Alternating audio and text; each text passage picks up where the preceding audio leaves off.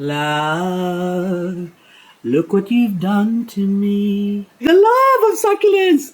I've got a pile of succulents to clean up in here. They've been sitting in here, well, indoors, for the last couple of weeks now.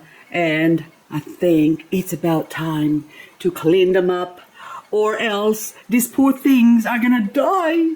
So I won't be able to do them all in one video, but we're gonna do an installment of cleaning up, so that way it won't be too much for me to edit. Anyway, guys, come join me as we go clean some succulents.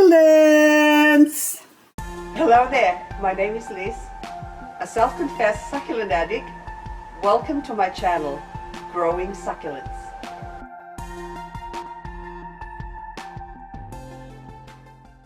So the first ones I would like to do are these pretties in here, because they are quick to do but yet so satisfying to clean up. Look at that, the beautiful, colorful Hearts of Lotus as well. Look at the colors.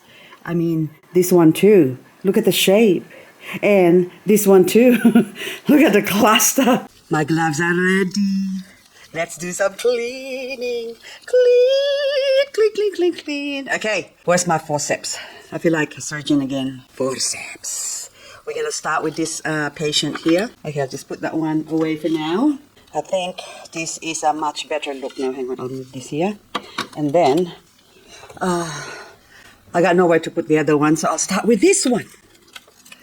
Okay, look at that. So there's not much on this plant. This is Heart of Lotus.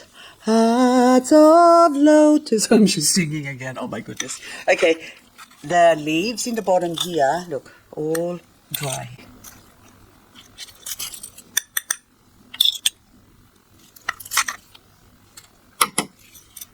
I think that's much better. I just want to get this one out of the way. And then I can chat away. My mind is flooded with so many things right now, and I'm just laughing because I was just replying to some funny comments. For those of you who's just watching this video for the first time, just a little bit of back history repeating. Okay, my husband passed away 2.5 months ago, and my budgie passed away a week ago. Couple of weeks, just a week ago, a bit over a week. I don't even know what date it is now, but anyway. And I am grieving. Yes, I might sound like I'm a little bit too happy to grieve. I mean, not to grieve, but for someone who's grieving. But I'm happy because now this one is finished. Look how quickly that is. Anyway, so, and then I cut my story short again. Anywho, see, look, what a beautiful, beautiful plant. Now this one, see, nice and clean. Underneath there might be some loose, no, it's not a leaf, it's actually from the, you see it? Oh, yes, still one leaf. There you go, beautiful. She's gorgeous again. Such a beautiful plant, look at that. So with succulents, the thing is, they are very easy to look after, and you grow plants because you like some flowers, because I love flowers, who doesn't? But this one, or a lot of the succulents, especially the echeveria, all the rosette forming ones, they look like flowers themselves. Look at that, it's so beautiful, isn't it? It's gorgeous, it's gorgeous. So Heart of Lotus, Heart of Lotus, you won my heart. Now, the leaves.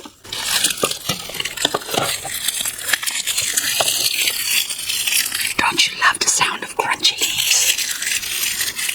I think it's so satisfying. Anyway, the next one, I don't think this has got a heart name. I will swap it with, see, no hearts. I'll do you later on. This is Sweet Caroline. Ba-rum, bum, bum. Okay, I'll put this one. This is Heart's Choice. You are my choice for my heart. Okay, I'll move you back. This heart of mine will heal in time. Everything gets healed. When you say your heart's broken, does it actually stay broken? Well, apparently, study shows that actually your heart does really, like, physically actually gets broken. It's not just in the poetic way that your heart is broken. You actually physically break your heart when you're sad or grieving. And I always have said that my cause of death will be a broken heart or melancholia from too much sadness. But after the death of my husband, which I prepared for a very long time. So he was diagnosed with cancer in 2008. Okay, so this is now backstory of my life. If anyone cared to listen, nobody cares to listen anyway. Yes, I'm sure, my lovelies, you do. But 2008 is when he was diagnosed with cancer. The same year, we were building our house. And so when I say building, we actually physically work on the house. So my husband works during the week with our construction business, but I also work for our construction business because I do, at the time, the management side of things. So I do the quotes, the tenders, and bookkeeping. And even when we were building the house, I still have to do that because we have people to pay and that sort of thing. So he works in construction. He's more like consultancy, basically, his job. So he goes around making sure that the boys are doing their work and not slacking off while I'm here in this house that I live in now, working on the house 24/7 with 20 hours of sleep at the most a week. And I was living off cigarettes, coffee, and Coca-Cola at the time. We spent 2 years building the house, of course, and then also the financial crisis, global financial crisis hit. So I think everything sort of comes in threes. So cancer diagnosis, global financial crisis hit us. We lost all our super fun, but anyway, that's not my fault. It's his fault. I blame it on him. And I guess until the day he died, I think he felt guilty about that. But anyway, but I'm supposed to say, I told you so, but I did not, because I know he was heartbroken as well. And I did tell him, I told you so from the start. So I said, just know that I will tell you one day, I told you so, but I did not do that. So, but he knows because he would look at me and say, you might not say it, but I know what you're thinking. So I really feel sorry for him, but there's nothing I can do. He calls me psycho. You're such a psychic. But anyway, now somehow I have the gift of being able to sense of things to come or doomsday. But anyway, so that was two. And the third one was it was more his toy than my toy. I just financed it. So he had a 42-foot catamaran that he bought the hull empty and he fitted it out himself, basically. So technically the inside of the boat, the motor, all the fiberglassing of the rooms and whatever, he did all of that. But that was his pet project. And then anyway, so we lost that boat. Someone tried to steal it and actually dive down into the mooring. Because when you have a boat of that size, you can either have it in a marina where you pay a fortune to have it sort of secured and protected, and it's expensive. And where we had it was a mooring block. Basically, it's open in the river, in the mouth of the river. And so someone tried to steal it, dive down, and took the shackles off. And luckily, there was a king tide at that time. The boat got away from the people who stole it. My husband calls it mumbo jumbo, but things happened in three. Now, anyway, this now house choice is done. See how quickly it is? But anyway, I'm going to continue my story on to the next plant. So this is now our next victim. And this too has been given to me, so with a heart. So I have to clean it up and make sure that it doesn't die on me, or else I will feel guilty. Because I'm already feeling guilty that this is a mess right now. But anywho, I have predicted that I am going to die of a broken heart when I'm 126 years old. So anyway, because when I love, I give my all. I give my all to you. Oh my goodness, enough with the songs already. Okay, listen to the crunchy leaves first. Oopsie.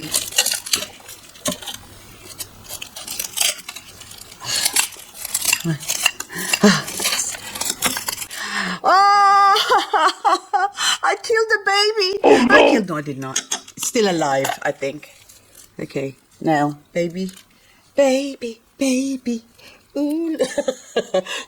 Now this one, oh, that's another plant. But look, it's got roots. So have no fear. It will grow.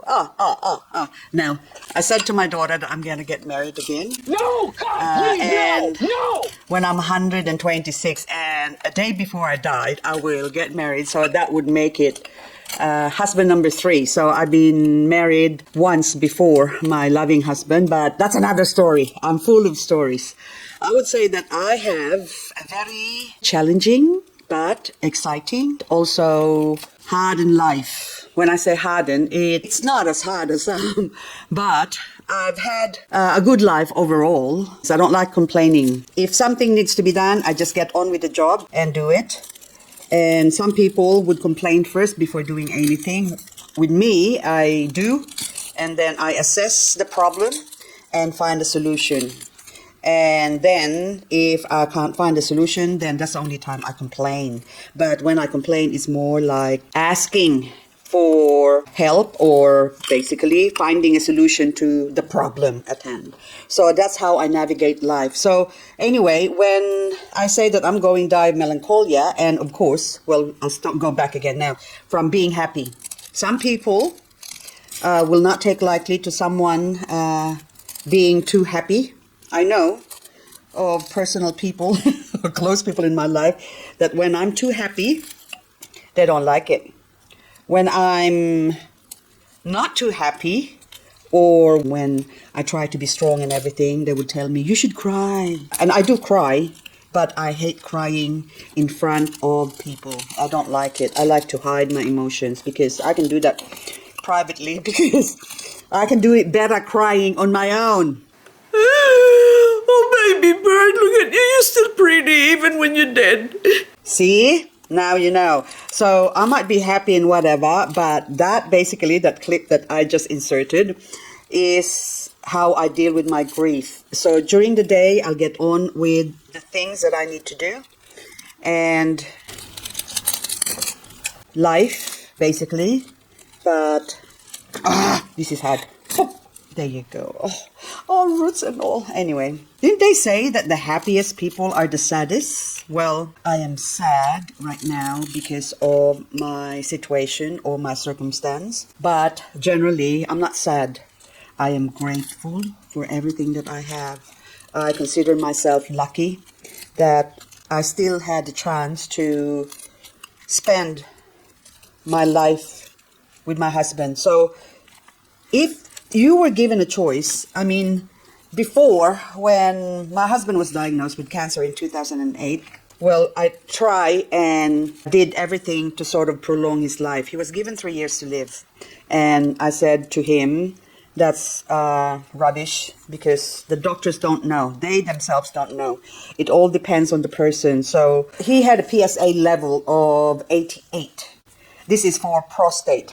For men, for his age at the time, was the safe level was 2.95, and his was 88, of course. And anyway, so I tried everything while we were building at the house in 2008, doing the business. And that's why it explains why I hardly had any sleep. And I never got sick, by the way, with that 2 years that we were building the house, that I did 70% of the work in our house. And here in Australia, you're not allowed to work on electrical and plumbing. Although, if we were allowed to, I would have tackled that as well. So I'm that sort of a person. I'm very hands-on and proactive and try to do everything. Hubby calls me, oh, you're trying to be a superwoman all the time. And I say to him, it's not being a superwoman. It's just that if I can do it, then why pay for someone else to do it? But anyway, I forgot what I was talking about, but back to being happy. It's really more like resilience, isn't it? So some people are resilient and some aren't.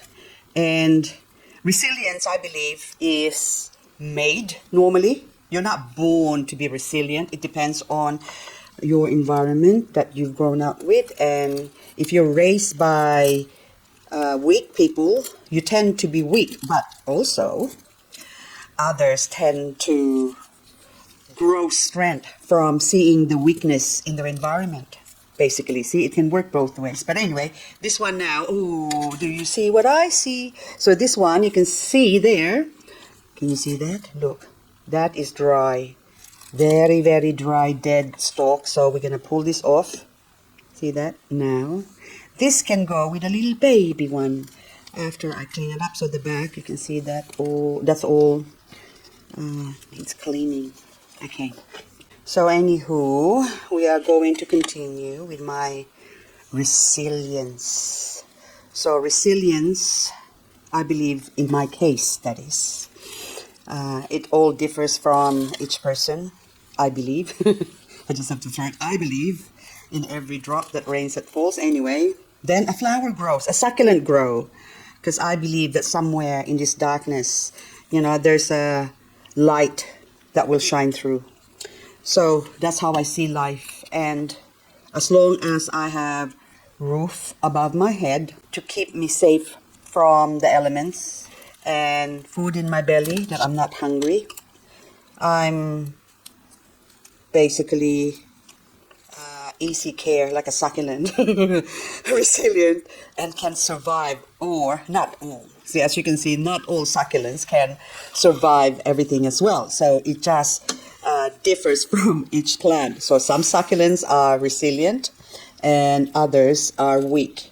So my quest basically my growing experience or my search for a strong plant has taken me about 8 years? 6, 7, 8, 9, 10. Oh yeah, it is 8 years now. So 2016 is when I officially decided that I'm going to have a succulent garden after experiencing 150-year drought apparently at the time.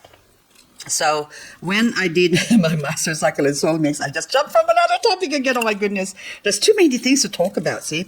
So I made the Master Succulent Soil Mix because of our lifestyle, because we always go away for like long periods of time, 3 months prospecting. And I feel sorry for my daughter having to water all my indoor plants.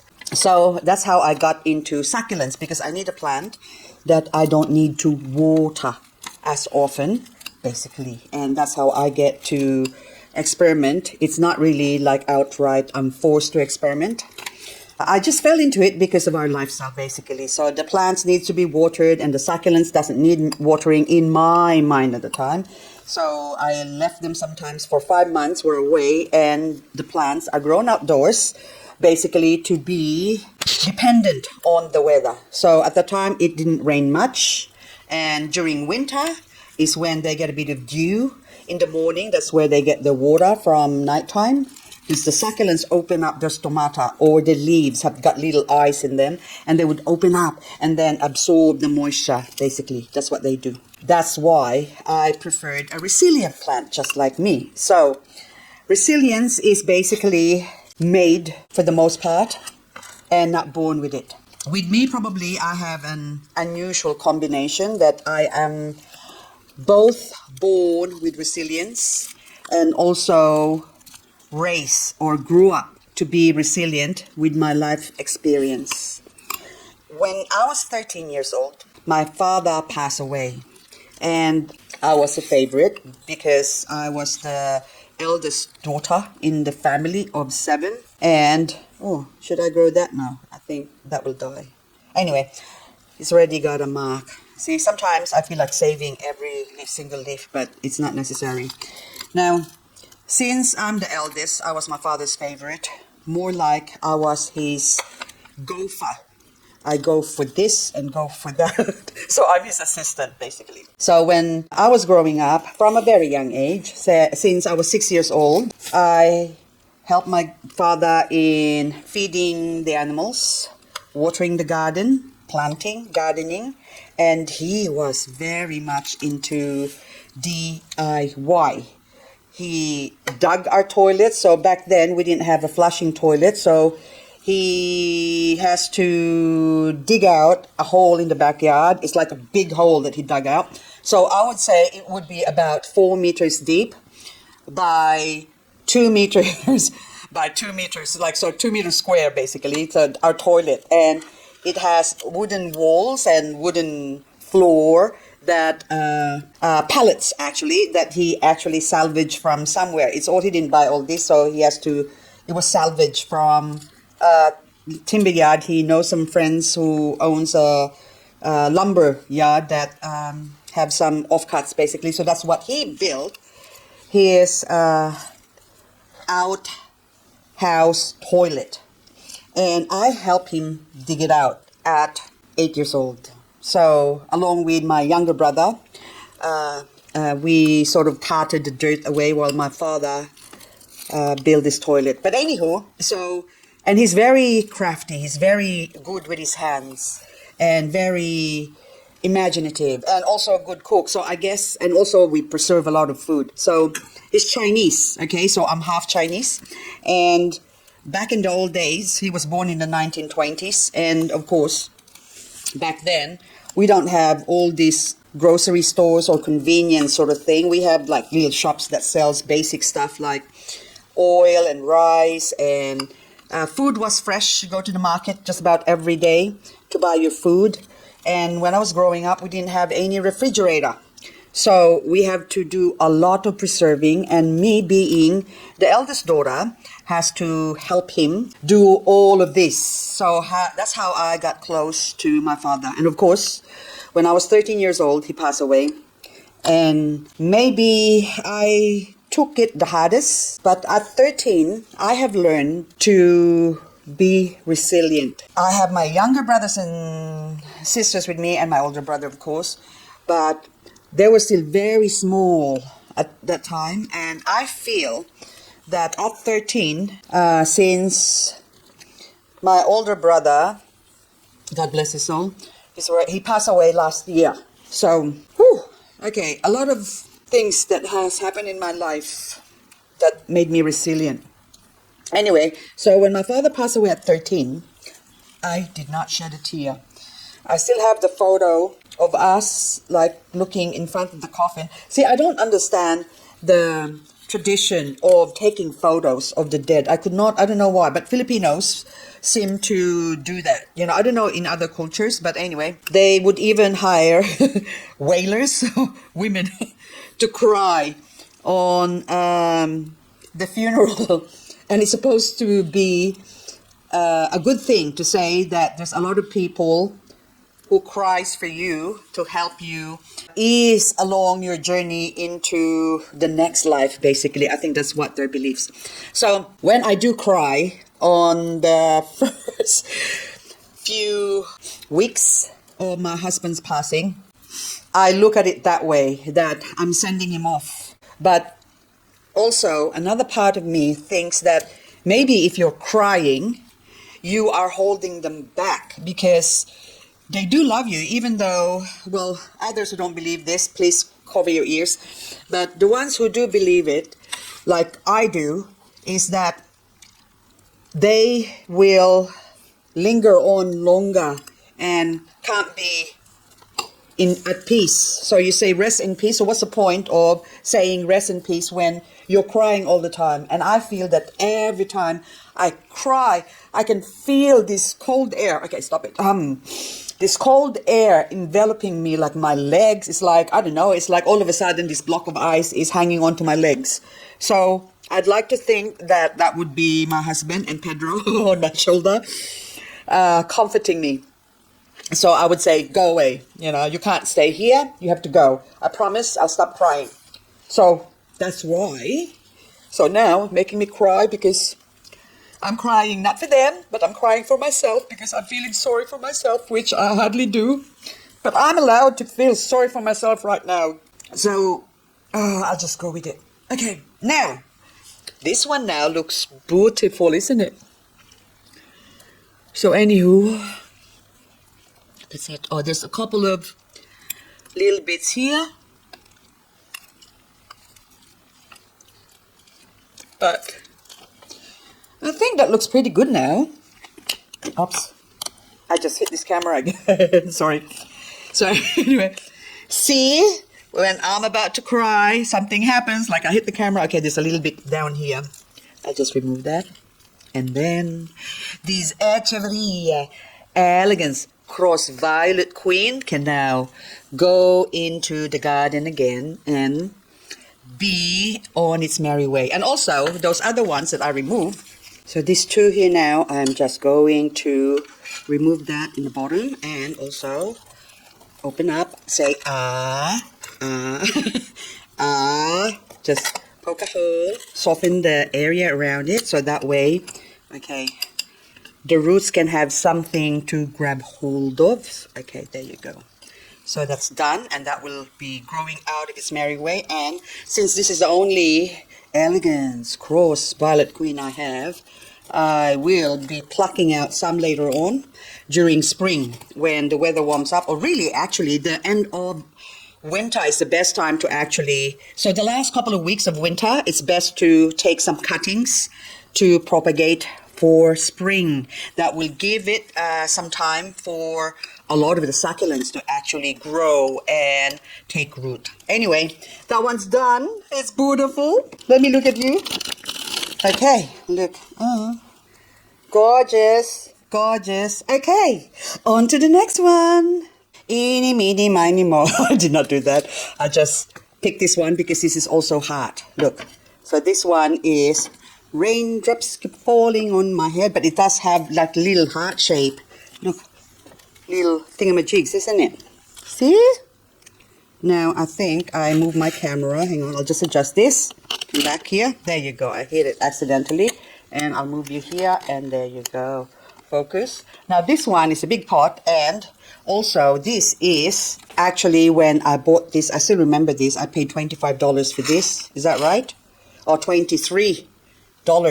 Cheap.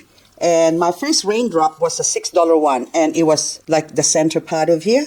That's how big it was. And this one is already a big plant. In fact, it had actually gone smaller, if anything, because I bought it in October 2023. Look, up $23. Of course, you saw it earlier. Anyway, now it was huge. It was like, you can see the leaves here, and it came from Sydney, which is like 300 kilometers away from Canberra, where we are. And Sydney is temperate weather. They hardly get frost, whereas here in Canberra, we do get frost. And that's the reason why this plant has actually shrunk. In saying that, I need to clean it up, or else it will shrink much further again. And this one, oh, can you hear the leaves, Fernando? What is it with song that makes you feel happy? Well, it makes me happy. Because it makes me happy. I'm just checking my little, yep, my voice is still going there. But anyway, I'm just checking my microphone, see if it's working. Now, I'm sorry that you can't really see the pulling. Would be good if there's like a little camera inside that we can hook up here, and then as I pull it, you will see the pulling. It's like pulling teeth, basically. But I could do that by doing this. Can you see that? Are you ready? Let's pull some succulent leaves teeth.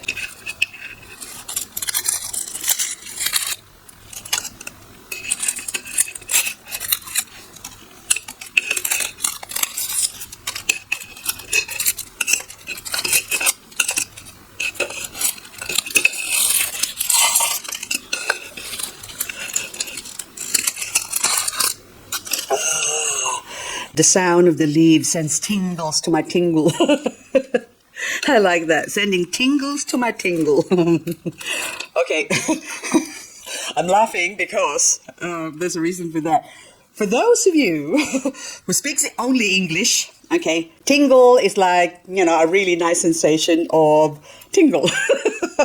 But in Filipino, tingle is called the clitoris. So when I say there's a tingle in my tingle, tingle, then you know what I mean. No, not really. But it is only normal. See, this is the beauty of getting old. When I still remember when I was young, I was like so shy. Not shy, I wasn't shy. I was never a shy child. But I was like shy in talking about anything sexual, anything to do with the human body. Even though it's the most natural thing in the world, or even going to the doctor. Hang on, this leaf here. That would actually grow probably. Let's use, this is actually Mendoza or Marinade, variegated. So where can I put you? Anyway, I'll put it somewhere where, I don't know where to put you. Anyway, never mind. Now, this one is very easy peasy. Now the little leaves here, hang on, just another dry leaf, I think. Yep, more here on this side.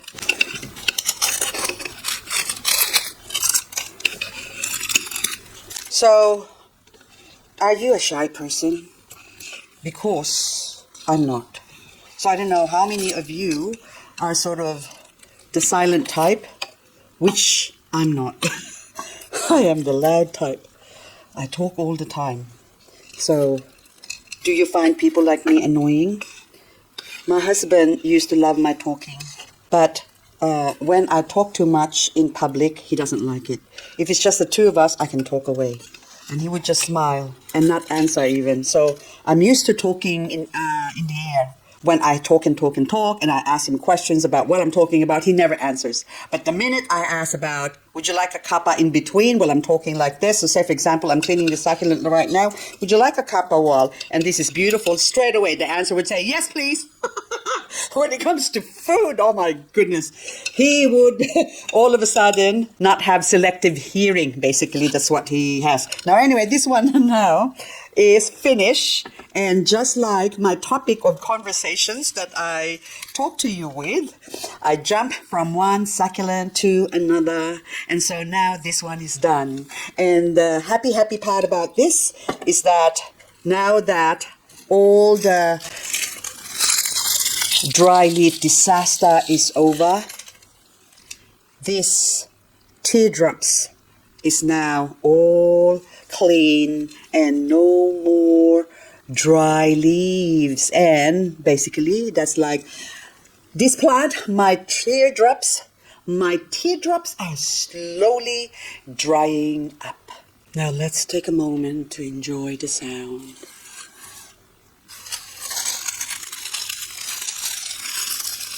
of dry leaves.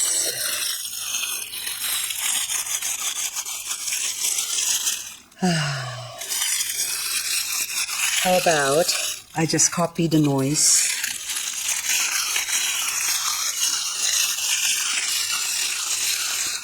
of the dry leaves and put it over the other plants so that while we're pulling it, we can listen to the